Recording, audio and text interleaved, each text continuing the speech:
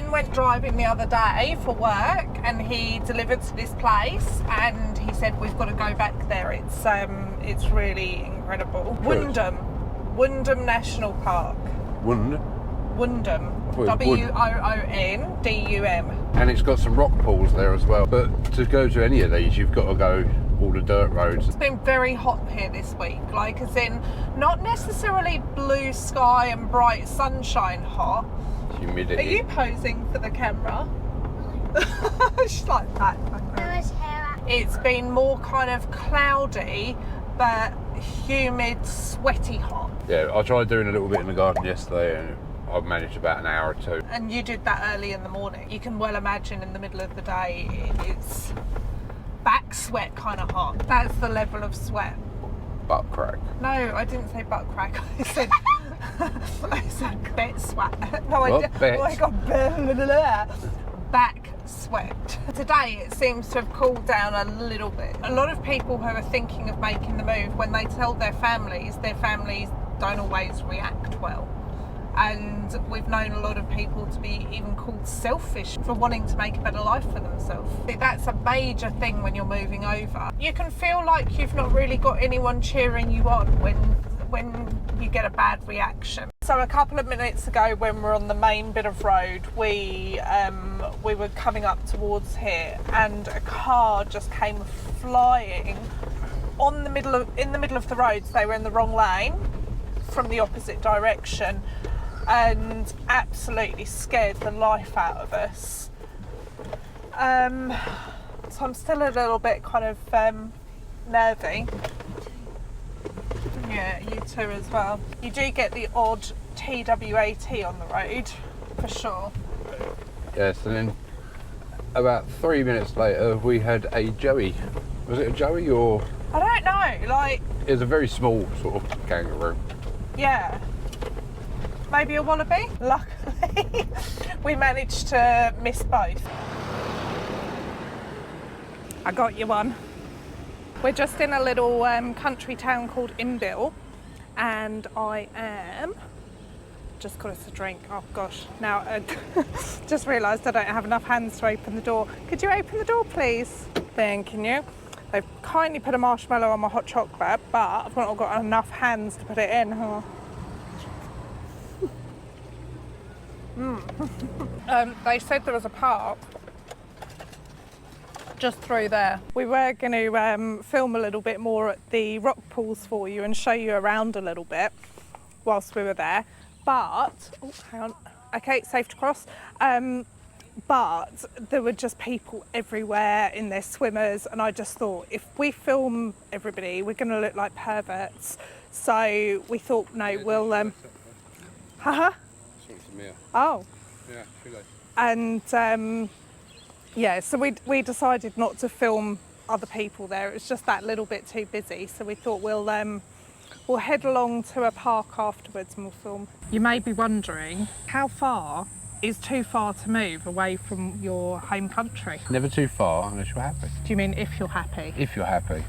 Not unless you're happy. If you said that you were moving, I don't know, one country away, so maybe, I don't know, a 2-hour flight, 1-hour flight, I'm guessing relatives might not be too miffed. I think a lot of family members wouldn't really mind if you were only a 1 or 2 hour flight away, but then Australia seems like so much further to people in most countries. We've had a lot of stories where people have gone to their relatives to say, we've decided we're going to move to Australia, or we're thinking about moving to Australia, and the family has reacted incredibly badly. People begin to doubt themselves and think, oh gosh, am I being selfish? Am I being selfish moving that far away? Or am I being selfish taking my kids away from their grandparents? All these kind of things. When your relatives aren't being, you know, your cheer squad, you might need to seek that from somewhere else. And here we are, ta-da! When someone does something amazing, it's funny because they might not realise that they're actually an inspiration to others. So you could, you know, move to Australia, or you could be doing something amazing, I don't know, like working towards an incredible job, like your dream job, and you've worked really hard for it and you've achieved it. And you probably don't realise that there are people watching you thinking, oh my gosh, if they can do it, I can do it. You know, you're really inspiring someone. And when you do something like move to Australia, despite any kind of fears and worries, that's what people are thinking of you. They're looking, thinking, I could do that.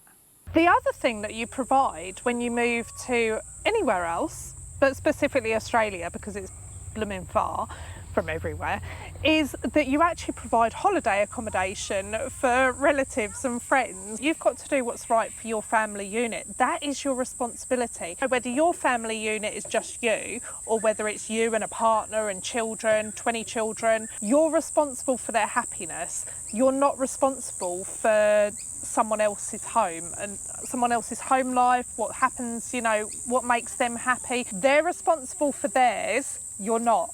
And I think that's the simplicity of it. I mean, there are circumstances where this is kind of a little bit different. For example, if someone's, I don't know, if your mum's really sick or, you know, and you and your sibling are caring for someone, then it puts an extra pressure on your sibling. And I kind of get that that's a circumstance that you'd need to weigh up. But in most circumstances, I just think you've got to go and live your dream. Yeah, like my mum always wanted to come and retire over here with us. Ben's mum had a lovely few holidays here and we really enjoyed that time with her. She was supportive from day one. I think even more so as well, as a parent, this is for all of you who have children, you're responsible for your children. And you're responsible for providing the best life for them. Without hesitation, I think we can say that our kids have a better life here. Our kids are happy, they're still kids, they're just enjoying life without problems. And I think that we've helped provide that by moving to Australia. So sibling-wise, I have some pretty good ones. There's myself, my brother, my sister, and whatever happens in our life, you know, whatever, it doesn't matter if one of us is going through a really rough time. If something good happens for one of the other ones, we are so excited and we're there cheering them on because there's nothing better to us than seeing our siblings doing well.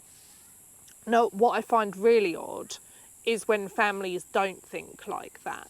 And I can't comprehend it. Like literally, it just wouldn't even enter my mind.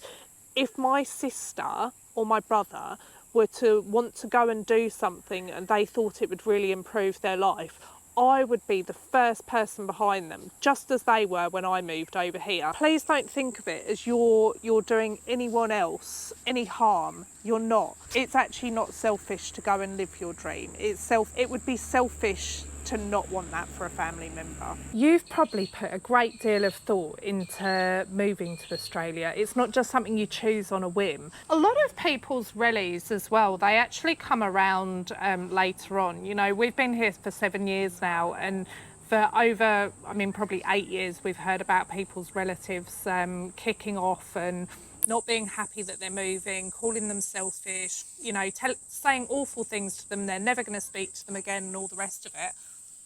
And over the years, those same aggressive, angry relatives have actually come over, gone for a holiday, had a holiday with their family once they've calmed down, and it has been just that.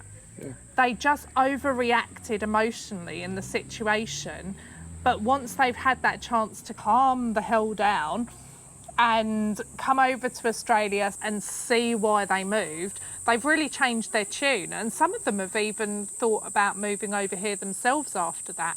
So just because someone overreacts to you initially, some people are just over emotional. I think it's fair to say that some people just don't cope well with change at all. If you have got a relative who overreacted, then it might just take a little more time than others. It's not a write-off. Even if they say they never want to speak to you again, these things change. I mean, they might not, in all fairness.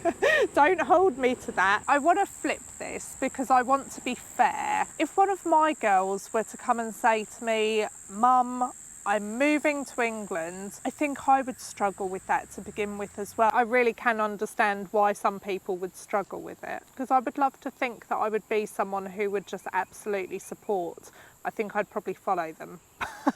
Personally, knowing what life living in Australia has given us, I honestly encourage others to embrace that. What we haven't spoken about is that maybe it's not your family that are worried about, you know, not having you around. Maybe it's actually you that is worried about not having family and friends around you. Maybe you're worried about taking the jump and moving to Australia and not having family and friends support around you. And that's completely understandable. It's something that Ben and I often thought about before we did move. All I can say is that those people are at the end of a phone call. You know, if you have a worry or a stress, they're still there to talk to you. You've not lost them. They're still your support network. Your family and friends and the people that really love you will always be there for you no matter what. If the worst came to the absolute worst, you can jump on a plane or they can jump on a plane. If you enjoyed this video, please take a look at this one.